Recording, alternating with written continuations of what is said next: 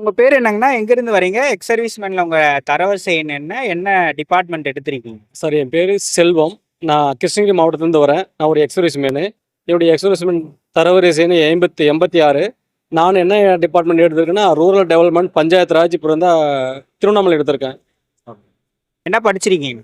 Sir நான் 10th qualification தான். இப்போ நான் எக்ஸ் சர்வீஸ்மேன் ரிட்டர்மெண்ட் ஆன அப்புறம் தான் 12th எடுத்துக்கிறேன். ஆனால் இப்போ நான் 10th வச்சு தான் நான் அப்புறம் தான் நான் போஸ்டிங் எடுத்திருக்கேன். இப்ப எத்தனை வயசுல ஆர்மிக்கு போனீங்க? எப்ப ரிட்டயர்ட் ஆனீங்கண்ணா? சார் நான் போனது 18 வயசு ஒரு 200 நாள் நான் ஆர்மிக்கு போனேன் சார். நான் 36 வயசில் நான் ரிட்டர்மெண்ட் ஆகிட்டேன். ரிட்டர்மெண்ட் ஆகிட்டு நான் எங்கள் லேண்ட் இருக்குனால அங்கே இப்போ விவசாயம் பண்ணியிருந்தேன். சரி, விவசாயம் பண்ணாலும் ஒரு இன்கம் இல்லைன்னு சொல்லிட்டு அதுக்கப்புறம் டிஎன்பிசி நான் கிட்டத்தட்ட ஒரு 2 வருடமாக நான் அப்புறம் தான் படிக்கிறேன் சார். நான் முன்ன வருஷம் இதே நான் கவுன்சிலிங் வந்துட்டு நான் லாஸ்ட் 1 மார்க்கில் நான் ரிட்டர்ன் போயிட்டேன். நான் இந்த வருஷம் எனக்கு கிடைச்சிருக்கு நல்ல வேலை. எத்தனை கேள்விகள் போட்டீங்கன்னா? சார் நான் 122 கேள்வி போட்டேன் சார். 122 கேள்வியில் இந்த 86 ரேங்க்கு. ஆனால் எதையே 122 கொஷின் போட்டு டிகிரி இருந்தால் நம்மளுக்கு முன்னாடி போயிடுறாங்க சார். குவாலிஃபிகேஷன் வச்சு. குவாலிஃபிகேஷன் வச்சு முன்னாடி போயிடுறாங்க சார். Okay okay. தமிழ் எந்த மாதிரி படிக்கலாம் அப்படின்றத சொல்லுங்க சார். தமிழ்லனா இப்போது ரொம்ப டிஎன்பிசி ரொம்ப டீப்பாக கேட்க ஆரம்பிக்கிறாங்க. நம்ம ஸ்கூல் புக்கை தாண்டி சோர்ஸ்லேயும் நம்ம நிறைய தேவை சார். லைப்ரரி போனால் எல்லாம் கம்பல்சரி எல்லாம் கிடைச்சிருது. இது நம்மள ஃப்ரெண்ட்ஸும் கூட என்ன கொஞ்சம் முன்னாடி பாஸ் பண்ணாங்களா அவங்கள கேட்டாலும் சொல்லுவாங்க எப்படி எப்படி படிக்கலாம் அப்படின்னு சொல்லிட்டு நிறைய இருக்குது சார். இப்போது அதனால் பழைய ஓல்டு நம்ம தமிழ்லாம் கொஞ்சம் லைப்ரரி கிடைக்கிற புக்கை யூஸ் பண்ணால் கிடைக்கும் சார். அப்புறம் ஓல்டு புக்கில் நிறைய கிடைக்குது சார். அதை நம்ம யூஸ் பண்ணால் கண்டிப்பாக கிடைக்குது சார். படிக்கலாம் தமிழ். ஏன் ஆர்மிலேருந்து ரிட்டையர்ட் ஆகணும்னு நினச்சிங்கன்னா? தெரிஞ்சே தெரியாமல ஆர்மிக்கு போயிட்டேன். அதனால சரி அங்கே போட்டு நாட்டுக்கோசம் சேவை செஞ்சு வந்துடாச்சு. அதுக்கப்புறம் இங்கே வந்துட்டு சரி நம்ம சும்மா கூட ஒரு 4 பேரும் நல்லது செய்யலாம். ஏன்னா ஆர்மிக்கெல்லாம் உங்களுக்கு தெரியும் எப்பவுமே கொஞ்சம் நல்லா இருப்பாங்க, எனக்கு நல்லா ஒரு ஹெல்ப் பண்ண ஒரு மனப்படணுங்க. நான் அந்த ஒரு வெறியோட தான் சார் நான் படித்தேன். வந்து 2 வருஷமாக படித்தேன். அதுக்கோசம் தான் சார் நான் வந்து நாங்கள் வேலையை வாங்கினேன். இந்த டிஎன்பிஎஸ்சி படிக்கணுன்ற ஆர்வம் எப்போ வந்துச்சு? வேலையை விட்டு வந்த சார் நான் டிஎன்பிஎஸ்சி படித்தேன் சார். 2019 நான் பென்ஷன் வந்தேன். 2019 எனக்கு 2023 வரலையும் எனக்கு ஆர்வமே கிடையாது. அதுக்கப்புறம் என்னுடைய ஃப்ரெண்டுங்க மூலியமாக தான் உனக்கு எக்ஸ்ஆர்மி இப்படின்னு ஒரு பிரியாட்டி இருக்குது, வந்து படி நீ போகலாம் அப்படின்னு சொல்லிட்டு என்னை ஃபஸ்ட்டு ஸ்டார்டிங் 1 மந்த் தான் நுழைய வச்சாங்க. நுழைஞ்சிட்டு அவங்க வெளியே போயிட்டாங்க. அதுக்கப்புறம் என்னால் வெளியே வர முடியல. அது ஒரு போதை மாதிரி ஆயிடுச்சு. எனக்கு ஒரு வேலை வாங்குற வரலையும் கண்டிப்பாக படித்து ஆகணும் அப்படின்ட்டு. அதனால் நான் படித்தேன் சார். நீங்கள் எப்படி செல்ஃபாக படிச்சிங்களா? எப்படி படிச்சிங்கண்ணா? இல்லை சார், செல்ஃபு ப்ளஸ் குரூப்பு. நாங்கள் தனியாக ரூம் எடுத்து படித்தோம் சார். டேட் வந்ததுக்கு முன்னாடியே நாங்கள் இப்போ வந்து தனியாக ரூம் போட்டு 2024 ஒரு 3 மந்த் ரூம் போட்டு படித்தோம். அதுக்கப்புறம் இப்போ 2025 3 மந்த் ரூம் போட்டு படித்தேன் சார். ஓகே. என்ன ஒரு இதுனா கண்டிப்பாக நம்ம போஸ்டிங் வாங்கி அவனை ஒரு வெளியில் படித்தா கண்டிப்பாக நம்ம போஸ்டிங் வாங்கிக்கலாம் சார். படித்தவங்களா உங்கள் ஏஜ் குரூப்பா இல்லை சின்ன பசங்களும் படிச்சிங்களா? இல்லை சார், என் ஏஜ் குரூப் இருக்காங்க. சின்ன ஏஜ் குரூப்பில் எங்களால் ரூம் போட முடியல சார். ஆனால் என் ஏஜ் குரூப் தான் படித்தாங்க. என் ஏஜ் குரூப் தான் படித்தாங்க. இப்படி ஏன் வச்சா படிக்கலாம் சார். நம்மளால ஒரு குரூப் 4 கூட போஸ்டிங் வாங்க முடியலன்னு ஒரு எண்ணம் இருந்துச்சுன்னா கண்டிப்பாக பாஸ் ஆகலாம் சார். இந்த டார்கெட் வைக்க கண்டிப்பாக பாஸ் ஆகலாம், யாரும் இருந்தாலும் சரி. கடந்த முறை என்ன தவறு பண்ணதான் நினைக்கிறீங்க சார்? கடந்த முறை நான் என்ன பண்ணணும்னா, நான் எனக்கு மேக்ஸ் வராது சார். நான் மேக்ஸ் வராதுன்னு சொல்லிட்டு கொஞ்சம் நான் அவாய்ட் பண்ணிட்டேன். ஆனால் அதில் நான் பூர்த்தி பண்ணி இந்த வாட்டி கொஞ்சம் ஓரளவுக்கு மேக்ஸ் போட்டேன் சார். தமிழ் சிலபஸ் மாறி இருந்தாலும் என்னால் தமிழ் கொஞ்சம் ரெக்கவர் பண்ணி மேக்ஸ் பண்ண முடிஞ்சது, ஜிகேல கொஞ்சம் பண்ண முடியுது. அதனால தான் என்னால் முடிஞ்சது. குடும்பத்துலலாம் சப்போர்ட் பண்ணாங்களா? மனைவிலாம் படிக்கிறது? கண்டிப்பாக சார், கண்டிப்பாக சார். என்னுடைய மனைவி சார் ஃபுல் சப்போர்ட். எனக்கு 3 குழந்தைகள் இருக்காங்க. அவங்க காலையில் ஸ்கூல் பண்ணதுலேருந்து என் ஒய்ஃபுக்கு இப்போ ஒரு 1 இயர் முன்னாடி ஆக்சிடென்ட் ஆச்சு, கை அடிபட்டது. அவங்க அதுலேயும் எனக்கு ரொம்ப சப்போர்ட் பண்ணாங்க. சாப்பாடு முதலாக்க வந்து பசங்களை ஸ்கூல் அனுப்புறது வரலையும் அவங்க தான் சார். ஃபுல் சப்போர்ட் அவங்க தான் சார். அவங்க இல்லைன்னா கண்டிப்பாக இது பாசிபிள் இல்லை சார். ஓகே. ஒரு 15 ஆண்டுகள் 20 ஆண்டுகள் கேப் விட்டுட்டு திரும்பவும் படிக்கிறதுனால ரொம்ப கஷ்டமா இருக்கும்ல? ஆரம்ப காட்டம் கஷ்டமா இருக்கும் சார். ஆரம்பத்தில் கண்டிப்பாக சார் கஷ்டம் இருக்குது. ஆனால் அது நீங்கள் கண்டினியூ பண்ணிட்டீங்கன்னா உங்களுக்கு மனசே வராது விடுறதுக்கு.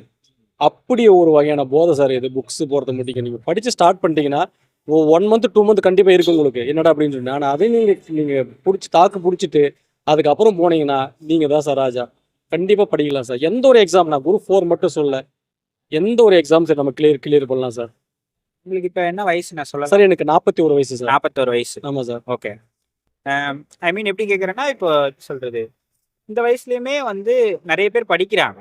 இப்போ நிறைய பேர் இப்போ ஒரு 35+ ஆன பிறகு இதுக்கப்புறம் நம்ம படித்து போகணுமா அப்படின்னு நினைப்பாங்க. ஒரு 40+ ஏஜ்லேயும் நம்மளால் படித்ததை ஞாபகம் வச்சு கரெக்டாக எழுத முடியுமா சார்? கண்டிப்பாக சார். அதாவது அது ஜென்ரல் கேட்டகரியும் சரி, எங்களை மாதிரி ஏஜ் ஆனாலும் சரி சார், ரிவிஷன் கண்டிப்பாக வேணும் சார்.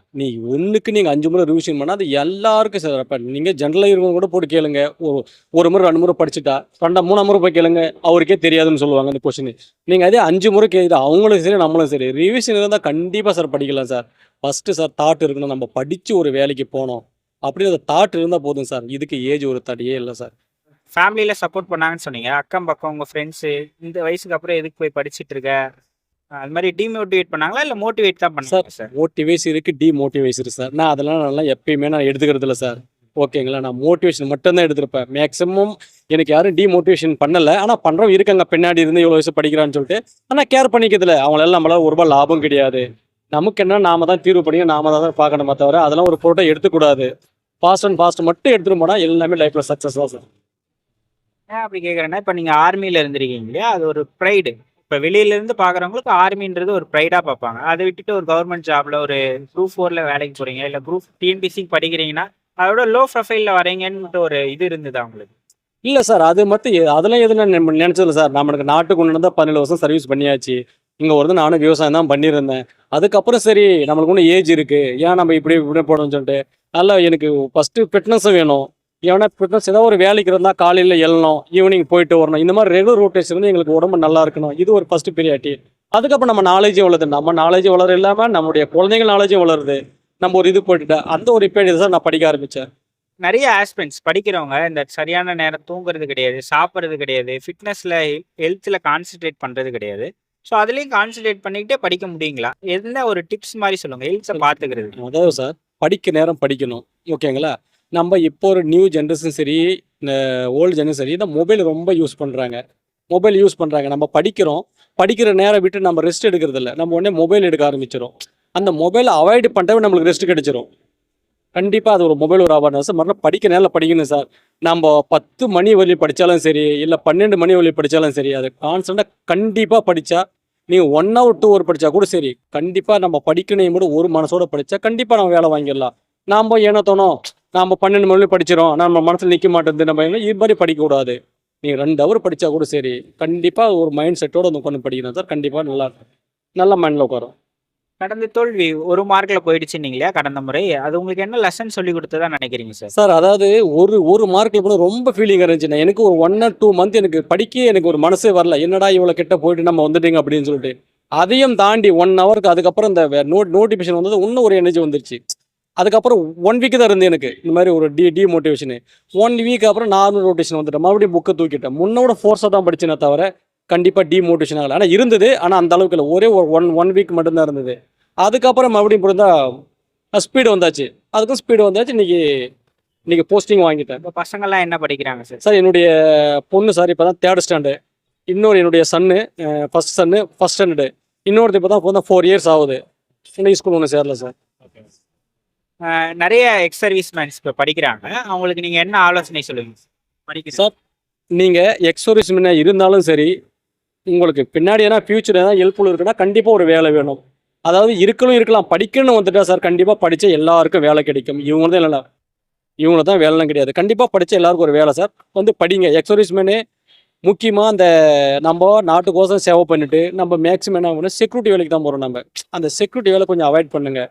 இதில் 1 வருஷம் நீங்கள் எஃபர்ட் போட்டால் கூட கண்டிப்பாக வேலை கிடைக்கும் சார். அதனால் செக்யூரிட்டி வேலை கொஞ்சம் அவாய்டு பண்ணுங்கள். நம்ம நாட்டுக்கோசம் அவ்வளோ சேவை பண்ணிட்டு வந்து நீங்கள் காசு மட்டும் பார்க்காதீங்க. நம்ம 4 பேருக்கு நல்லது பண்ணணும் வந்து இங்கே நம்ம ஸ்டேட்லேயும் அந்த மாதிரி ஒரு மோட்டிவேஷன் பண்ணிவிட்டு வந்துட்டு கண்டிப்பாக படிங்க சார். கண்டிப்பாக வேலைக்கு போயிடலாம்.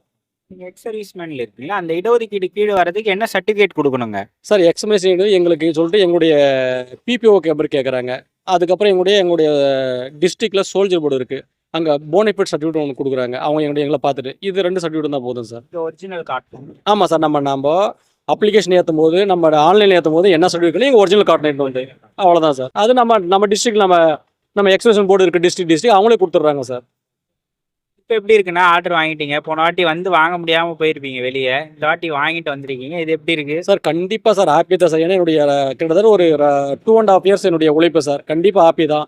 என் வீட்டு என் ஒய்ஃபு ரொம்ப ஹாப்பி தான். என்னுடைய ஃப்ரெண்ட்ஸ் சர்க்கிள் எல்லாரும் ஹாப்பி தான். வீட்டில் சொல்லிட்டீங்களா? எல்லாம் சொல்லிட்டு சார் கண்டிப்பாக ரொம்ப ஹாப்பி சார். ஏன்னா 2 வருஷமாக படிச்சுட்டு இருக்கோம்.